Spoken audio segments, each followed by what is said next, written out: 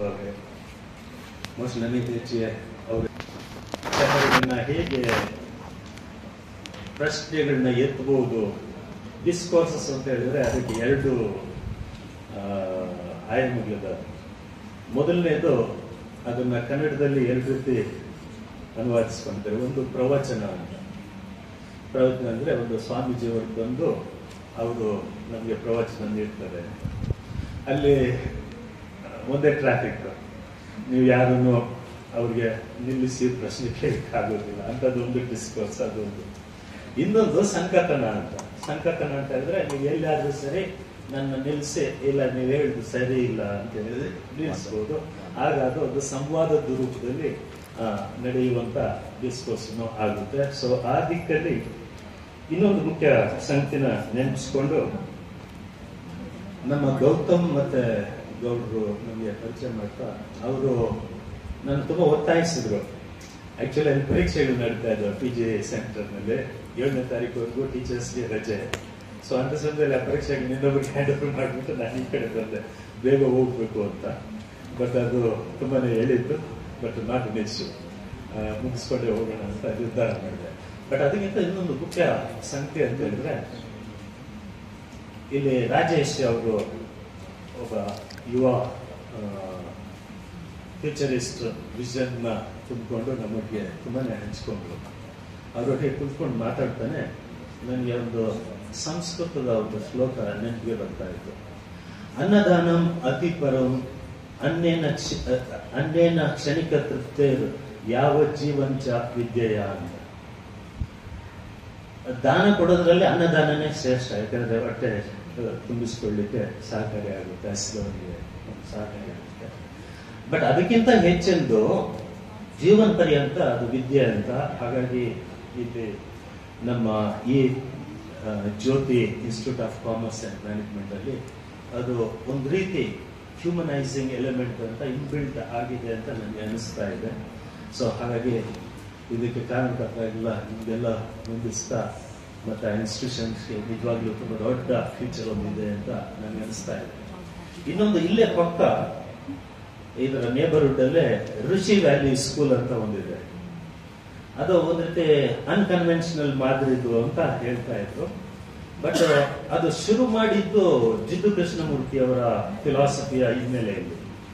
ನಾನು ಡಿಗ್ರಿ ಓದ್ತಾ ಇರ್ಬೇಕಾದ್ರೆ, ಡಿಗ್ರಿ ಮುಗಿಸ್ಕೊಂಡು 3 ವರ್ಷಗಳಲ್ಲಿ ಜಿಡ್ಡು ಕೃಷ್ಣಮೂರ್ತಿ ಬುಕ್ ಎಲ್ಲ ಓದ್ಕೊಂಡಿದೆ.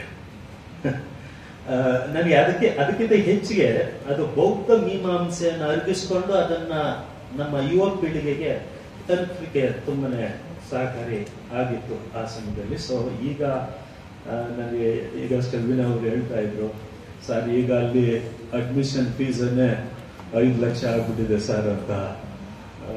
ಸೊ ಒಂದಷ್ಟು ಎಲಿಟ್ನೆಸ್ ಅದಕ್ಕೆ ಬಂದಿದೆ, ಹೌದು. ಬಟ್ ಇಂಥದ್ದೇ ಮದನಪಳ್ಳಿಯಲ್ಲಿನೂ ಇನ್ನೊಂದು ಸ್ಕೂಲು ಅಲ್ಲಿದೆ. ನಾನು ಅಲ್ಲಿ ಹೋಗಿಲ್ಲ. ಬಟ್ ಅಂದ್ರೆ ಅಲ್ಲಿ ಏನ್ ಮಾಡ್ತಾರೆ ಅಂದ್ರೆ, ಓದು ಅನ್ನೋದು ನಮ್ಮಷ್ಟು ಕನ್ವೆನ್ಷನಲ್ ಆಗಿ ಏನೂ ಇಲ್ಲ. ಅದನ್ನ ಮುರಿದು ಬಿಡ್ತಾರೆ. ಇವಾನ್ ಇಲಿಚ್ ಅಂತ ಒಬ್ರು ಪ್ರಸಿದ್ಧ ವಿಮರ್ಶಕ ಅಮೆರಿಕದಲ್ಲಿ ಈಗಲೂ ಇದ್ದಾರೆ. ಡಿ ಸ್ಕೂಲಿಂಗ್ ಸೊಸೈಟಿ ಅಂತ ಅವರು ತುಂಬಾ ದೊಡ್ಡ ಪುಸ್ತಕ ಬರೆದಿದ್ದಾರೆ. ಮತ್ತೆ ಅದ್ರ ಬಗ್ಗೆ ತುಂಬಾ ದೊಡ್ಡ ವಾಗ್ವಾದಗಳು ಆಗಿದೆ. ಅಂತ ಸ್ಕೂಲ್ಗಳಲ್ಲಿ ನಮ್ಮ ಜಿಡ್ಡು ಕೃಷ್ಣಮೂರ್ತಿ ಅವ್ರದ್ದು ತುಂಬಾ ಮುಖ್ಯವಾದ್ದು. ನನಗೆ ಇವತ್ತು ಈ ಕಾಂಟೆಂಪರೇನಿಟಿ ಅಥವಾ ಸಮಕಾಲೀನತೆ ಅನ್ನೋದ್ರ ಬಗ್ಗೆ ನಾನು ಮಾತಾಡ್ಲಿಕ್ಕೆ ಹೋಗುವಾಗ ಇದನ್ನ ಎಲ್ಲಿ ತನಕ ಸ್ಟ್ರೆಚ್ ಮಾಡಬಹುದು. ಈಗ ಈ ಇನ್ಸ್ಟಿಟ್ಯೂಷನ್ ಶುರುವಾಗಿ 4 ವರ್ಷಗಳಲ್ಲಿ ಅದು 1,000ದಷ್ಟು ಕೇವಲ 50 ಒಳಗಡೆ ಇದ್ದಂತ ವಿದ್ಯಾರ್ಥಿ ಸಂಖ್ಯೆ ಈಗ ಇಷ್ಟು ದೊಡ್ಡ ಮಟ್ಟದಲ್ಲಿ ಬೆಳೆದಿದೆ. ಇದನ್ನ ಕಾಂಟೆಂಪರೇನಿಟಿ ಅಂತ ಕರಿಬಹುದಾ? ಅಥವಾ ಕನ್ನಡ ಸಾಹಿತ್ಯವನ್ನು ಇಟ್ಕೊಂಡಾಗ 20ನೇ ಶತಮಾನದಿಂದ 21ನೇ ಶತಮಾನ ತನಕ ಒಂದು 100 ವರ್ಷಗಳನ್ನ ಅದನ್ನ ಕಾಂಟೆಂಪರೇನಿಟಿ ಅಂತ ಕರಿಬೇಕಾ? ಈ ಸಮಸ್ಯೆಗಳಿದ್ದಾವೆ. ಆದ್ರೂ ನನಗೆ ಜಿಡ್ಡು ಕೃಷ್ಣಮೂರ್ತಿ ಅದನ್ನ ಬ್ರೇಕ್ ಮಾಡ್ಲಿಕ್ಕೆ ಒಂದು ಸಣ್ಣ ಪ್ರವೇಶ ಕೊಡ್ತಾರೆ. ಅವ್ರ ಪ್ರಕಾರ ಏನು ಅಂತ ಹೇಳಿದ್ರೆ, ನಾವು ಎಲ್ಲಿ ತನಕ ನಾವು ಪ್ರಶ್ನೆಗಳನ್ನ ಕೇಳ್ಕೊಳ್ತಾ ಇರಬೇಕು. ಡಿಸ್ಕೋರ್ಸ್ ಅಂದ್ರೆ ಒಂದು ವಾಗ್ವಾದವನ್ನ ಬೆಳೆಸುವಂತದ್ದು. ಹಾಗಾಗಿ ಆ ವಾಗ್ವಾದವನ್ನ ಬೆಳೆಸುವಾಗ ನಾನೊಬ್ನೇ ಮಾತಾಡ್ತಾ ಇದ್ರೆ ಸಾಕ? ಇಲ್ಲ, ಅದು ನಿಮ್ ಕಡೆಯಿಂದ ಇನ್ನಷ್ಟು ದೊಡ್ಡ ಮಟ್ಟದಲ್ಲಿ ಪ್ರಶ್ನೆಗಳು ಮುಖಾಮುಖಿ ಆಗ್ಬೇಕು. ಹಾಗಾಗಿ ಜಿಡ್ಡು ಕೃಷ್ಣಮೂರ್ತಿ ಅವರೇನ್ ಹೇಳ್ತಾರೆ, ಪ್ರಶ್ನೆಗಳೊಂದು ನಾವು ಸಾಧಾರಣವಾಗಿ ಅಥವಾ ಇನ್ ಜನರಲ್, ನಾನು ಪದ ಉಪಯೋಗಿಸ್ಕೊಳ್ಳಿಕ್ಕೆ ಇಷ್ಟಪಡೋದಿಲ್ಲ, 25-30 ವರ್ಷದ ಒಳಗಡೆ ನಾವು ಎಲ್ಲವನ್ನೂ ಎಲ್ಲಾ ರೀತಿ ಪ್ರಶ್ನೆ ಮಾಡ್ತಾ ಇರ್ತೀವಿ. ಆದ್ರೆ 25-30 ವರ್ಷ ಆಗ್ಬಿಟ್ರೆ ಏನೇನೋ ಆಗ್ಬಿಡ್ತದಲ್ಲ, ಪ್ರಶ್ನೆ ಕೇಳೋದೇ ನಿಲ್ಸ್ಬಿಡ್ತೀವಿ. ಆದ್ರೆ ಜಿಡ್ಡು ಕೃಷ್ಣಮೂರ್ತಿ ಏನ್ ಹೇಳ್ತಾರೆ, ಪ್ರಶ್ನೆ ಕೇಳೋದನ್ನ ನಾವು 50 ವರ್ಷ ತನಕ ಆದ್ರೂ ಕಂಟಿನ್ಯೂ ಮಾಡಬೇಕು. Therefore, asking questions for 50 years, up to 50 years, it has a consequences. ನನಗೆ ಅಪ್ಪನ ನೋಡುವಾಗ 89 ವರ್ಷ ಆದ್ರೂ ಅವ್ರದ್ದು ಮೆಮೊರೀಸ್ ಎಷ್ಟು ಅಲೈವ್ ಆಗಿದ್ದಾವೆ, ಅವ್ರು ಕಲ್ತಿರೋ ಮೆಮೊರೀಸ್, ಹೇಳ್ತಾ ಇದ್ದು ಶ್ಲೋಕಗಳನ್ನೆಲ್ಲ, that kind of a liveliness would be possible. Questions ಕೇಳುವಾಗ ನಮ್ಗೆ ಒಂದು ಪ್ರೀ ಕಂಡೀಷನ್ ಒಂದಿದೆ. ಮಕ್ಕಳಿಗೆ ನೀವು ಯಾವ್ದಾದ್ರೂ ವಿಷಯನ ಎಷ್ಟೇ ಇಂಟ್ರೆಸ್ಟ್ ಆಗಿ ಹೇಳ್ತಾ ಇರಿ, ಅವ್ರದ್ದು ಗಮನ ಒಮ್ಮೆಗೆ ಸಂಚಲ ಆಗ್ತಾನೆ ಹೋಗ್ತಾ ಇರ್ತದೆ. ಯಾಕೆ ಅಂತ, ಯಾಕೆಂದ್ರೆ ಅವರ ಕುತೂಹಲನೇ ಆಗಿರುವಂತದ್ದು ಕ್ಯೂರಿಯಾಸಿಟಿ ಕಿಲ್ಸ್ ದ ಕ್ಯಾಟ್ ಅನ್ನೋದು ಅದು ಇಂಗ್ಲಿಷ್ ಅಲ್ಲಿ, ಬಟ್ ಕನ್ನಡದಲ್ಲಿ ಕುತೂಹಲನೇ ಎಲ್ಲ ಆವಿಷ್ಕಾರಕ್ಕೂ ಅದೇ ಮಾರ್ಗಸೂಚಿ ಅಂತ. ಅದರಲ್ಲೂ ನಮ್ಮ ಫರ್ಡಿನಾಂಡ್ ಸಸು ಆತನ ಸಿಗ್ನಿಫೈಡ್ ಪರಿಕಲ್ಪನೆಯನ್ನು ಉಪಯೋಗಿಸ್ಕೊಂಡ್ರೆ ನಮಗೆ ಒಂದು ಸೂಚಿತ ಒಂದು ನಮ್ಮ ಭವಿಷ್ಯತ್ಗೆ ಗುರಿ ಆಗಬೇಕು. ಅದು ದಾರಿ ಆಗೋದಲ್ಲ, ದಾರಿನ ನಾವು ನೀವು ಕ್ರಿಯೇಟ್ ಮಾಡ್ಕೋಬೇಕು. ಒಂದು ಗುರಿ ಆಗೋದು ಅಂತ ಹೇಳಿದ್ರೆ ಪೋಸ್ಟ್ ಪೋನ್ ದ ಮೀನಿಂಗ್ಸ್ ಅಂತ.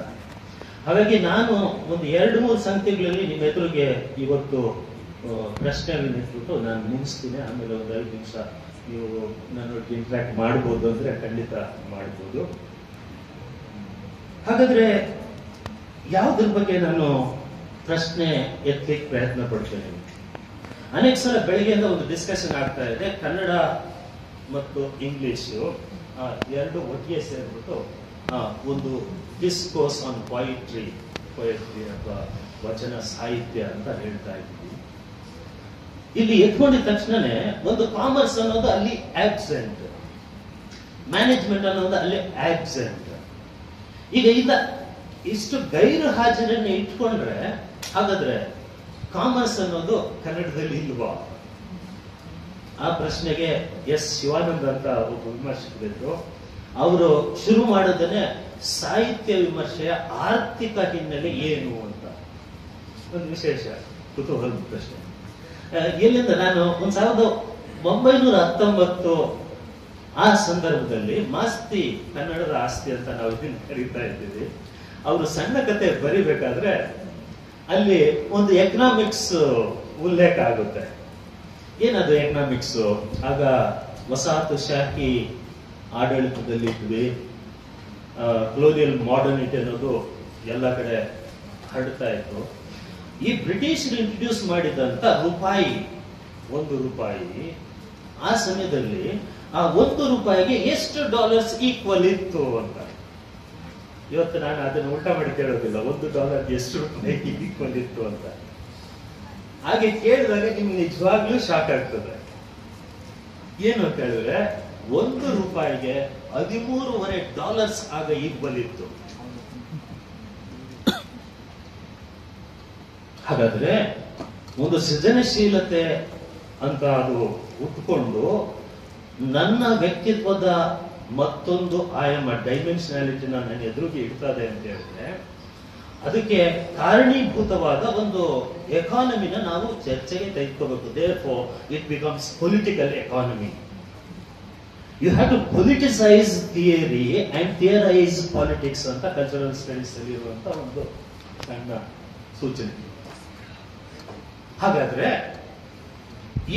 ಇವತ್ತಿನ ಕಾಂಟೆಕ್ಸ್ಟ್, ಈ ಕಾಂಟೆಂಪರರಿಟಿಯಲ್ಲಿ 20ನೇ ಶತಮಾನದ ಆರಂಭ ಅಂತ ಹೇಳುವಾಗ ಒಂದು ದೊಡ್ಡ ಸೋಷಿಯಲ್ ಸ್ಪೇಸ್ ಒಂದು ನಮ್ಮ ಎದುರಿಗೆ ಹುಟ್ಕೊಳ್ತು. ಆ ಸಮಯದಲ್ಲಿ ಗಾಂಧೀಜಿಗೂ ಮತ್ತು ಅಂಬೇಡ್ಕರ್ ಅವರಿಗೆ ಈ ಸೋಷಿಯಲ್ ಸ್ಪೇಸ್ ಅಂದ್ರೆ ಅದು ಜನರು, ನೀನು ನಾವು ಅಂತ.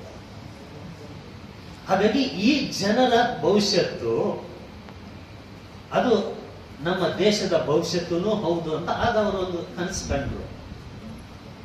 ಆದ್ರೆ ಅದೇ ಸಮಯದಲ್ಲಿ ಈ ಸೋಷಿಯಲ್ ಸ್ಪೇಸ್ ಅನ್ನೋದು ಆಕ್ಯುಪೈ ಆದಾಗ ಇವತ್ತಿನ ಕಾಂಟೆಕ್ಸ್ಟ್ ಅಲ್ಲಿ ನಾವು ವಾಪಸ್ ಬರುವಾಗ ಈ ಕೋವಿಡ್ ನ ಸಂದರ್ಭ ಅಂತ ಆಗ್ಲೇ ಹೇಳ್ತಾ ಇದ್ರು. ಆಕ್ಚುಲಿ ಇಂಟರ್ನ್ಯಾಷನಲ್ ಲೇಬರ್ ಆರ್ಗನೈಸೇಷನ್ ಅನ್ನೋದು ಒಂದು ಅಧ್ಯಯನ ನಡೆಸಿತು ಕೋವಿಡ್ ನ 2 ವರ್ಷ ಅಥವಾ 3 ವರ್ಷಗಳ ಸಂದರ್ಭದಲ್ಲಿ ಏನೆಲ್ಲ ಆಯಿತು ಅಂತ. They brought out very interesting 2 conclusions. The first one was, among the people across the globe, 53% of them have lost their social securities. ಸಾಮಾಜಿಕ ಭದ್ರತೆಯನ್ನ ಕಳ್ಕೊಂಡ್ರು ಅಂತ ಹೇಳಿದ್ರೆ ಹಾಗಾದ್ರೆ ವಾಟ್ ಈಸ್ ದೇರ್ ಫ್ಯೂಚರ್? ಈ ಫ್ಯೂಚರ್ ಅಲ್ಲಿ ನಮ್ಮ ಡೊನಾಲ್ಡ್ ಟ್ರಂಪ್ ಅದು ಮಕ್ಕಳ ಬಾಯಲ್ಲಿ ಪೆಟ್ರೋಲ್ ಪಂಪ್ ಅಂತ ಆಗ್ತಾ ಇದೆ. ಆತ ಸುಖದ ಬಗ್ಗೆ ಹೊಸ ಒಂದು ವಾಗ್ವಾದವನ್ನ ಮಂಡಿಸ್ತಾ ಇದ್ದಾನೆ. ಸೊ ಅದರಿಂದ ಈ ಆರ್ಥಿಕತೆ ಅನ್ನೋದು ಅದನ್ನ ಸುಮ್ಕೆ ನಾವು ಹೇಳ್ಬಿಟ್ಟು ಮರೆ ಮಾರ್ಲಿಕ್ಕಾಗೋದಿಲ್ಲ. ಇದು ಮೊದಲನೇ. ಇನ್ನೊಂದು ಇಂಟರ್ನ್ಯಾಷನಲ್ ಆರ್ಗನೈಸೇಷನ್ ಏನ್ ಹೇಳ್ತಾ ಇದೆ ಅಂದ್ರೆ, ನಮ್ಮ ಯುವ ಪೀಳಿಗೆಯಲ್ಲಿ among every 2 individuals 1 is in depression.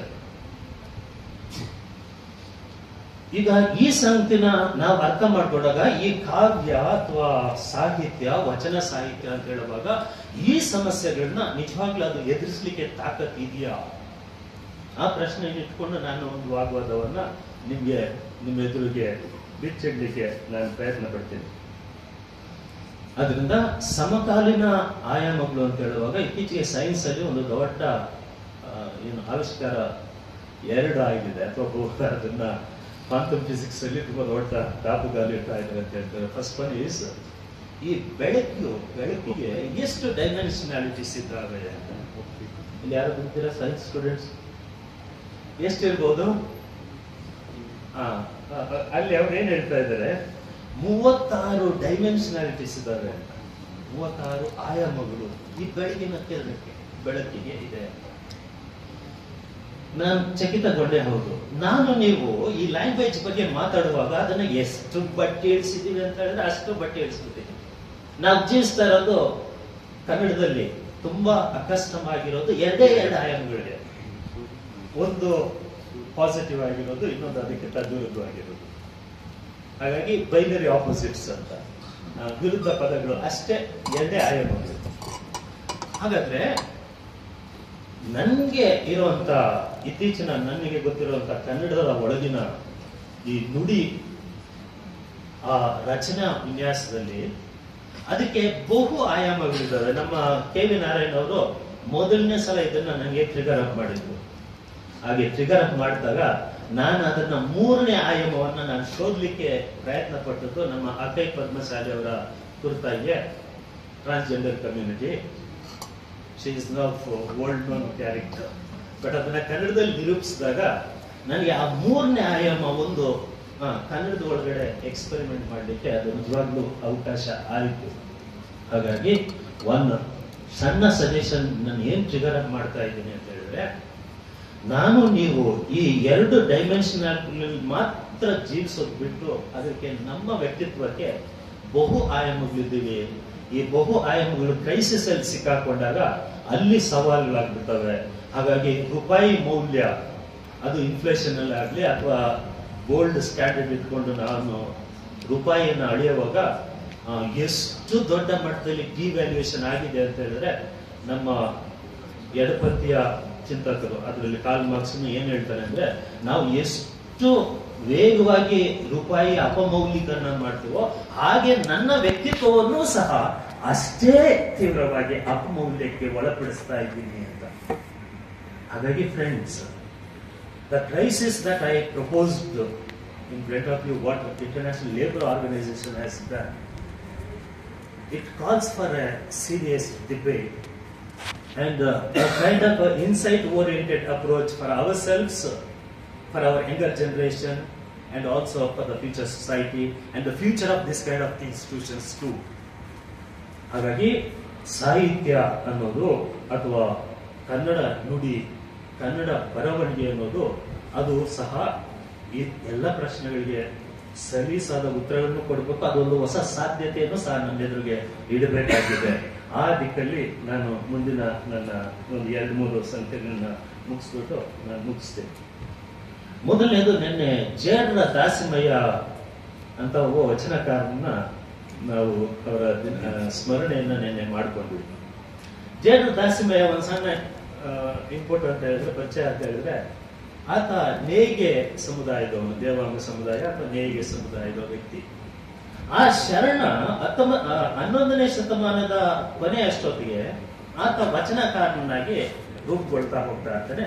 In fact they are the precursors of vachana movement ಅಥವಾ ಕಲ್ಯಾಣ ಕ್ರಾಂತಿ ಅಂತ ನಾವೇನ್ ಹೇಳ್ತೀವಿ, ಇಟ್ ವಾಸ್ ಎ ಪ್ರಿಕರ್ಸರ್. ಆತದ್ದು ಒಂದು ವಚನ ಹಿಂಗಿದೆ: ಹಸಿವೆಂಬ ಹೆಬ್ಬಾವು ಬಸಿರ ಬಂದು ಹಿಡಿದಡೆ, ವಿಷ ಏರುವುದೆಯ ಅಪಾದ ಮಸ್ತಕಕ್ಕೆ, ಹಸಿದವನಿಗೆ ಅನ್ನವನ್ನಿಕ್ಕಿ ವಿಷವ ಹಿಡುವವನೇ ಕಾಣೋ ಗಾರುಡಿಗ ರಾಮನಾಥ. ಈಗ 12ನೇ ಶತಮಾನದ ಒಂದು ಪ್ರಶ್ನೆನ ನಾನು ಎದುರಿಗೆ ತೆಗೆದುಕೊಂಡು ಅದಕ್ಕೆ ವರ್ತಮಾನದ ಮುಖಾಮುಖಿ ಆಗ್ಲಿಕ್ಕೆ ನಾನು ಪ್ರಯತ್ನ ಪಡ್ತೀನಿ. ಏನು ಈಗ ಜೇರ್ನ ದಾಸಿಮಯ್ಯ ಅಂತ ಹೇಳುವಾಗ ಆತ ನೇಯ್ಗೆ ಕಮ್ಯುನಿಟಿ ಅಂತ ಹೇಳಿದೆ, ಸ್ಕಿಲ್ಡ್ ಲೇಬರ್ ಫೋರ್ಸ್. ಇವತ್ತೇನು ನಾವು ಸ್ಕಿಲ್ ಲೇಬರ್ ಅಂತ ಹೇಳ್ತೀವಿ, ಅಂತ ಸ್ಕಿಲ್ ಲೇಬರ್ ಫೋರ್ಸ್ಗೆ 11ನೇ ಶತಮಾನದ ಕೊನೆ ಅಷ್ಟೊತ್ತಿಗೆ 12ನೇ ಶತಮಾನದ ಆರಂಭಕ್ಕೆ ಒಂದು ದೊಡ್ಡ ಸವಾಲೊಂದು ಎದುರಾಗ್ತಾ ಇದೆ. ಬಟ್ಟೆ ನೇಯ್ಗೆಗೆ ಒಂದು ಅವಕಾಶ ಇರ್ಬೇಕಾಗಿತ್ತು. ಇವತ್ತು ನಮ್ಮ ಗಾರ್ಮೆಂಟ್ ಫ್ಯಾಕ್ಟರಿಗಳು ಅವು ಬೆಳೆಯೋದನ್ನ ನೀವು ನೋಡಿ. ಹಾಗಾದ್ರೆ ವಚನ ಸಾಹಿತ್ಯ ಸಮಕಾಲೀನ ಆಯಾಮಗಳು ಅಂತ ಹೇಳುವಾಗ, I take this as a kind of stepping stone ahead, as a kind of signified ಒಂದು ದಿಕ್ಸೂಚಿಯಾಗಿ ನಾನು ನನ್ನ ಭವಿಷ್ಯದ ಕಡೆ ನೋಡ್ಲಿಕ್ಕೆ ಇಷ್ಟಪಡ್ತೇನೆ. ಏನು ಈ ಜೇಡ್ರ ದಾಸಿಮಯ್ಯ ಮತ್ತೆ ಇಡೀ ವಚನ ಚಳವಳಿಯನ್ನು ನೀವು 12ನೇ ಶತಮಾನದಲ್ಲಿ ಇಟ್ಕೊಂಡು ನೀವು ನೋಡಿದ್ರೆ, ನಾನು ಅದನ್ನ ಸಮಕಾಲೀನಗೊಳಿಸೋದು ಹೇಗೆ ಅಂತ ಹೇಳಿದ್ರೆ, ಅದ್ರಲ್ಲಿ ಭಾಗವಹಿಸಿದವರೆಲ್ಲರೂ ಎಕ್ಸೆಪ್ಟ್ ಒಬ್ಬರು ಮಾತ್ರ ಒಕ್ಕಲಿಗ ಇರ್ತಾನೆ, ಉಳಿದವರೆಲ್ಲರೂ ಕರಕುಶಲಕರ್ಮಿಗಳು. ಹಾಗಾಗಿ ಯಾವ ಸ್ಕಿಲ್ ರೆವಲ್ಯೂಷನ್ ಅಂತ ನಾವು ಕರೆದುವೋ ಆ ರೆವಲ್ಯೂಷನ್ ಕನ್ನಡದಲ್ಲಿ ಆಗ್ಲೇನೆ ಶುರುವಾಯಿತು. ಹಾಗಾಗಿ ಸಂತೆ ಅನ್ನೋದು ಜನ ಸಮುದಾಯಗಳನ್ನ ಒಳಗೊಳ್ತಾ ಹೋಯಿತು. ಹಾಗಾಗಿ ನೀವು ಸಾಹಿತ್ಯ ಅಂತ ಹೇಳುವಾಗ ಇವತ್ತು ಒಂದು ಇಮ್ಯಾಜಿನ್ಡ್ ನಾನ್ ಸೆನ್ಸ್ ಅಂತ ಹೇಳ್ಬಿಟ್ಟು ನಾವು ಎದುರಿಗೆ ಇಟ್ಕೊಂಡಿದ್ದೀವಿ. No, it is not. It is a foundation for commerce and management. ಹಾಗಾದ್ರೆ ಈ ವಚನದಲ್ಲಿ ಬಂದಿರುವಂತ ಪ್ರತಿಯೊಂದು ವಚನನೂ ಸಹ, ವಚನ ಅಂತ ಹೇಳಿದ್ರೆ ವಾಚಿಸು, ಓದು, ಜೋರಿಗೆ ಮಾತಾಡು, ಅದನ್ನ ಸೈಲೆಂಟ್ ರೀಡಿಂಗ್ ನಾನು ಒಳಪಟ್ಟು ನನ್ನ ಒಳಗಡೆ ಹೊಸ ಕಾನ್ಶಿಯಸ್ನೆಸ್ ಒಂದು ಎಮರ್ಜ್ ಆಗುತ್ತೆ ಅನ್ನೋದನ್ನ ನಾನು ನಿರಾಕರಿಸ್ತೇನೆ. ಯಾಕೆಂದ್ರೆ ಬದುಕು ಬದಲಾಗಬೇಕು. ಬದುಕು ಬದಲಾಗಬೇಕಂದ್ರೆ ನಾನು ನೀವು ಬರೀಬೇಕು. ಹಾಗೆ ಬರೆಯೋದು ಅಂತ ಹೇಳಿದ್ರೆ ನಿಮ್ ಬದುಕನ್ನ ಸುಧಾರಿಸಬೇಕು. ಕೊನೆಯಲ್ಲಿ ಒಂದು ಮಾತಾಡಿ ನಾನು ಬರ್ತಾ ಇರ್ತೇನೆ. ಹಾಗಾಗಿ ಆಯ್ದಕ್ಕಿ ಲಕ್ಕಮ್ಮ ಅಂತ ಇನ್ನೊಬ್ರು ಹೆಣ್ಮಗಳು ಮಹಿಳೆ ಒಬ್ಳು ಬರ್ತಾಳೆ. ಮದುವೆ ಆದಾಗ ಆಯ್ದಕ್ಕಿ ಮಾರಯ್ಯ ಅಯ್ಯಗಾರ ವೃತ್ತಿಯಲ್ಲಿ ಅವ ಅಕ್ಕಿಯನ್ನು ಒಟ್ಟುಗೂಡಿಸಿ ಅದನ್ನ ತುಂಬಿಸ್ತಾ ಇದ್ದಂತ ಕೆಲಸ ಮಾಡ್ತಾ ಇರ್ತಾನೆ. ಆ ಸಮಯದಲ್ಲಿ ಒಂದ್ ದಿವಸ ಆತನಿಗೆ ಕೂಲಿಯಾಗಿ ಹೆಚ್ಚು ಅಕ್ಕಿ ಕೊಟ್ಬಿಡ್ತಾರೆ. ಆತ ಮನೆಗೆ ತಂದ ತಕ್ಷಣ ಈ ಆಯ್ದಕ್ಕಿ ಲಕ್ಕಮ್ಮಗೆ ಒಮ್ಮೆಗೆ ಶಾಕ್ ಆಗ್ಬಿಟ್ಟು, ಅಯ್ಯಯ್ಯೋ ನಿನ್ಗೆ ಯಾಕೆ ಈ ಕೆಳಗಾಲ ಬಂತು, ನೀನ್ ಕತ್ಕೊಂಡು ಬಂದಿದ್ಯಾ, ವಾಪಸ್ ಕೊಟ್ಬಿಡು ಅಂತ. ಆತ ಹೇಳ್ತೀನಿ, ಇಲ್ಲಪ್ಪ ನಾನೇ ದುಡ್ದಿದ್ದು. ಇಲ್ಲ ಫಸ್ಟ್ ನೀನ್ ವಾಪಸ್ ಕೊಟ್ಬಾ. ಇಂಥ ಒಂದು ಅಸಂಗ್ರಹ ಬುದ್ಧಿಯನ್ನ ವಚನ ಚಳುವಳಿಯ ಒಂದು ಕೇಂದ್ರ ಪ್ರಿನ್ಸಿಪಲ್ ಆಗಿ ಇಟ್ಕೊಂಡ್ರು. ಪ್ರಸಾದ ಅಂತ ಹೇಳಿದ್ರೆ ಬೇರೆ ಪ್ರಸಾದ, ಇವತ್ತು ದೇವಸ್ಥಾನಗಳಲ್ಲಿ ಕೊಡೋ ಪ್ರಸಾದ ಅಲ್ಲ. ಹಸಿದವನಿಗೆ ಅನ್ನವನ್ನು ಇಕ್ಕೋದು ಅದು ಪ್ರಸಾದ. ಹಾಗಾಗಿ ಫ್ರೆಂಡ್ಸ್, ಸಾಹಿತ್ಯ ಅಂತ ಹೇಳುವಾಗ ಸಮಕಾಲೀನ ಆಯಾಮಗಳು, ನಾವು ಇಂಥ ಮಿತ್ತುಗಳನ್ನ ಸಾಹಿತ್ಯದಲ್ಲಿ ಗ್ಲೋರಿಫೈ ಮಾಡಿಬಿಟ್ಟು ಅದನ್ನೇ ನಾವು ಇವತ್ತಿಗೂ ಜಾಳಾಗಿ ಮಾತಾಡ್ತಾ ಇರ್ತೀವಿ. ಅದನ್ನೇ ಸಾಹಿತ್ಯ ಅಂತ ಮಿಥಿಫಿಕೇಶನ್ ಮಾಡ್ತಾ ಇದ್ದಾಗ ಪುರಾಣೀಕರಿಸೋದು ಮತ್ತು ಪ್ರಾಚೀನಗೊಳಿಸೋದು ಇದು ನಿಲ್ಲಬೇಕು. ಕಾಂಟೆಂಪರೇನಿಟಿ ಅಂತ ಹೇಳಿದ್ರೆ ನಾನು ನೀವು ಬದುಕುವ ಬದಲಾಗುವ ಬಗೆ ಹೇಗೆ, ನನ್ನ ಮೂಗಿನ ಕೆಳಗೆ 106 ಬದಲಾವಣೆಗಳಾಗ್ತಾ ಇರ್ತವೆ. ಆ ಬದಲಾವಣೆಯಲ್ಲಿ ನಾನು ಎಲ್ಲಿ ಐಡೆಂಟಿಫೈ ಆಗ್ತೀನಿ.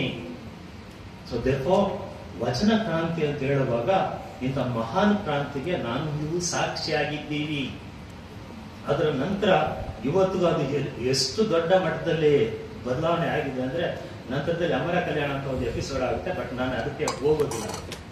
ಅದ್ರ ಬದಲು ಈ ವಚನ ಚಳವಳಿಯಲ್ಲಿ ಬೆಳೆದಂತ ಎಲ್ಲ ಕೆಳಗಿನವರು, ಉಳ್ಳವರು ಶಿವಾಲಯ ಮಾಡುವರೆಯ ನಾ ಏನು ಮಾಡಲಿ ಬಡವನೆಯ ಅಂತ ಹೇಳುವಾಗ ಇಮ್ಯಾಜಿನ್ ದಟ್ ಕಂಡೀಷನ್ಸ್.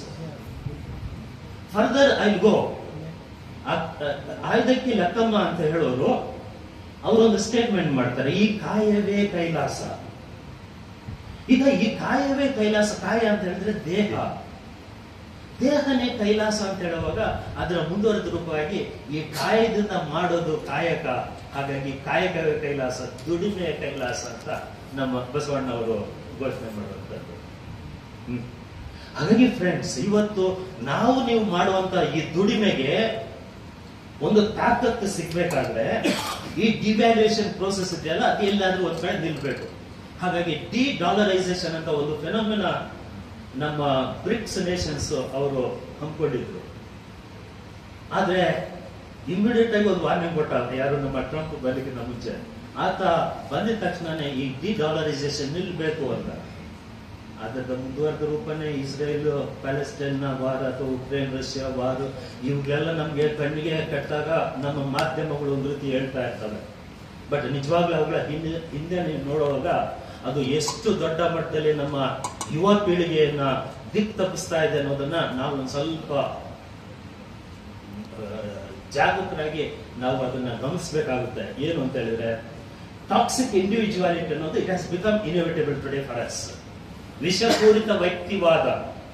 ಆ ವ್ಯಕ್ತಿವಾದನ ನಾವೇನ್ ಹೇಳ್ಬಿಡ್ತೇವೆ, ನಿನ್ಗೆ ಇಷ್ಟು ಸ್ಕಿಲ್ಸ್ ಗೊತ್ತಾಗ್ತದೆ, ನೀನು ಒಂದು 15,000 ರೂಪಾಯಿ ಸಂಬಳ ಕೊಟ್ಬಿಡ್ತೀನಿ ಅಂತ. ಯಾರು ದುಡಿಯೋರು? ಎಲ್ಲಿದೆ ಈ ಕಾಸು? ಸ್ಟಾಕ್ ಎಕ್ಸ್ಚೇಂಜ್ ಅಲ್ಲಿ ಫೈನಾನ್ಸ್ ಡಿಸಿಪ್ಲಿನ್ ಅಂತ ಒಂದು ಬಂದಿದ ತಕ್ಷಣನೇ ಈ ಕನ್ನಡನ ತಿಳ್ಕೊಬಿಟ್ಟಿದ್ದೀವಿ, ಸಾಹಿತ್ಯವನ್ನು ಅರಿದು ಕುಡಿದು ಬಿಟ್ಟಿದ್ದೀವಿ ಅಂತನ? ಖಂಡಿತ ಇಲ್ಲ. ಹಾಗಾಗಿ ನಾನು ನೆಕ್ಸ್ಟ್ ಕೊನೆ ಆಯಾಮನ ನಮ್ಮ ಯುವ ಪೀಳಿಗೆಯನ್ನು ಇಟ್ಕೊಂಡು ನಾನು ಮಾತಾಡ್ತೀನಿ. ನನ್ನ ನಂಬಿಕೆ ಅಥವಾ ಗ್ರೌಂಡಿಗೆ ಎಲ್ಲಿದೆ ಅಂದ್ರೆ, I am responsible for my younger generation ಅಂತ. ಅದೇ ನನ್ನ ಫಿಲಾಸಫಿಕಲ್ ಸ್ಕೂಲ್ ಆಫ್ ಥಾಟ್. ಹಾಗಾದ್ರೆ ಯಂಗರ್ ಜನರೇಷನ್ನೇ ಕಾವ್ಯ ಆಗಿಸ್ಕೊಂಡವ್ರು ಯಾರಾದ್ರೂ ಇದ್ದಾರ? ಜನತೆಯನ್ನೇ ಕಾವ್ಯ ಆಗಿಸ್ಕೊಂಡವರು ವಚನಕಾರರು, ಶರಣರು. ಈಗ ಜನತೆಯನ್ನೇ ಕಾವ್ಯ ಆಗಿಸ್ಕೊಳ್ಳಿಕ್ಕೆ ಈ ಇನ್ಸ್ಟಿಟ್ಯೂಷನ್ ಪ್ರಯತ್ನ ಪಡ್ತಾ ಇದೆ ಅಂತ ಬೆಳಿಗ್ಗೆ ಅಂತ ಹೇಳ್ತಾ ಇದ್ದಾರೆ. ನಾನು ನಿಜವಾಗ್ಲೂ ನಾನು ಹುಡುಕ್ಲಿಕ್ಕೆ ಶುರು ಮಾಡಿದ್ದೆ. ನಮ್ಮ ಸಿದ್ಲಿಗಯ್ಯ ಅವರು ಅವ್ರನ್ನ ಜನಕವಿ ಅಂತಾನೆ ಕರಿತೀವಿ, ಅಂದ್ರೆ ಜನತೆಯನ್ನೇ ಕಾವ್ಯ ಆಗಿಸ್ಕೊಂಡವರು ಅಂತ. ನಾನು ಅಂತಾರಾಷ್ಟ್ರೀಯ ಮಟ್ಟದಲ್ಲಿ ಹುಡುಕುವಾಗ ಒಬ್ರು ಸ್ಪ್ಯಾನಿಷ್ ಕವಿ ಎಂಕಲು ಆ ಯೂತ್ ಅನ್ನೇ ಕಾವ್ಯ ಆಗಿಸ್ಕೊಂಡು ಕವನ ಬರೀತಾ ಹೋಗ್ತಾ ಇರ್ತಾರೆ.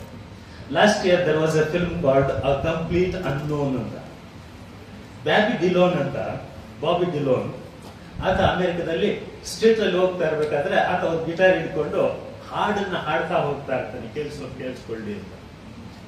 ಅಂಥದ್ದೇ ಒಂದು ಕನ್ನಡದಲ್ಲಿನೂ ಆಗಿದೆ. ಅಂದ್ರೆ ನಾನು ಬರೆಯೋದು, ಹಾಡೋದು ನನ್ನ ಫ್ಯೂಚರ್ ಜನರೇಷನ್ಗೋಸ್ಕರನೇ ಹೊರತು ನನಗೋಸ್ಕರ, ನನ್ನ ವ್ಯಕ್ತಿಗತ ವೃದ್ಧಿಗೋಸ್ಕರ ಖಂಡಿತ ಅಲ್ಲ.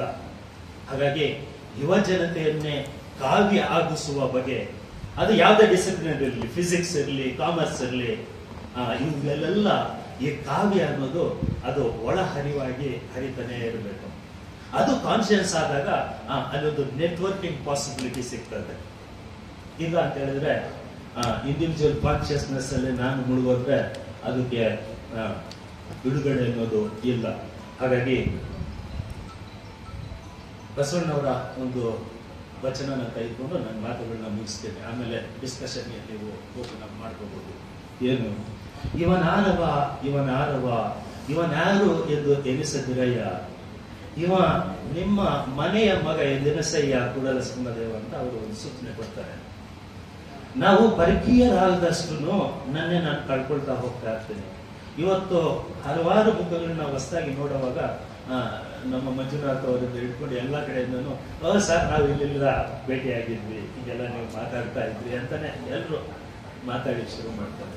ಅಂದ್ರೆ ಆ ಒಂದು openness, inclusive politics, I think it has to be part and parcel of us. My questioning, my thinking, what I am has to be focused on this. ಇಲ್ಲವಾದ್ರೆ ನಮ್ಮ ಸಂಕಟ ಎಲ್ಲಿ ಆಗ್ತದೆ ಅಂದ್ರೆ, ಇನ್ನೊಂದೇ ಬಸವಣ್ಣವನ್ನ ಕೋಟ್ ಮಾಡೋದಾದ್ರೆ, ಕಾಲಿಗೆ ಕಟ್ಟಿದ ಗುಂಡು, ಕೊರಳಿಗೆ ಕಟ್ಟಿದ ಬೆಂಡು, ತೇಲಲೀಯದು ಬೆಂಡು, ಇಲ್ಲ ಅದು ಉಲ್ಟ, ತೇಲಲೀಯದು ಗುಂಡು, ಮುಳುಗಲೀಯದು ಈ ಬೆಂಡು. ಈ ಡೈಕಾಟಮಿ ಸಾಕಾಗಿದೆ ರೀ ನನಗೆ. ಹಾಗಾಗಿ ಈ ಡೈಕಾಟಮಿಸ್ ಬಿಟ್ಟು ನಮ್ಮ ಖಾಸಗಿ ಕೋಣೆಗಳಿಂದ ಹೊರಗಡೆ ಬರೋದು ತುಂಬಾ ಮುಖ್ಯ ಅಂತ ಅನಿಸ್ತದೆ. ಮಹಿಳಾ ನಾಲೆಜ್ ಸಿಸ್ಟಮ್ ಅಲ್ಲಿ ಅಥವಾ ಸ್ತ್ರೀವಾದದ ಹೋರಾಟದಲ್ಲಿ ಅವರೊಂದು ಮಾತಾಡ್ತಾರೆ, I am different but equal ಅಂತ.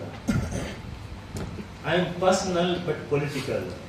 ಹಾಗಾಗಿ ಡಿಫರೆನ್ಸ್ ಬೇಸ್ಡ್ ಡಿಸ್ಕ್ರಿಮಿನೇಷನ್ ನ ನೀವು ಎಲ್ಲಿಯಾದ್ರೂ ಸರಿ ಅದ್ರ ವಿರುದ್ಧ ನಿಲ್ಲೇಬೇಕಾಗಿದೆ ಅಂತ ಹೇಳ್ತಾ ಕೇಳಿಸ್ಕೊಂಡು ನಿಮ್ಗೆಲ್ರಿಗೂ ಒಂದು ನನ್ನ ಮಾತನ್ನು ಮುಗಿಸ್ಕೊಂಡು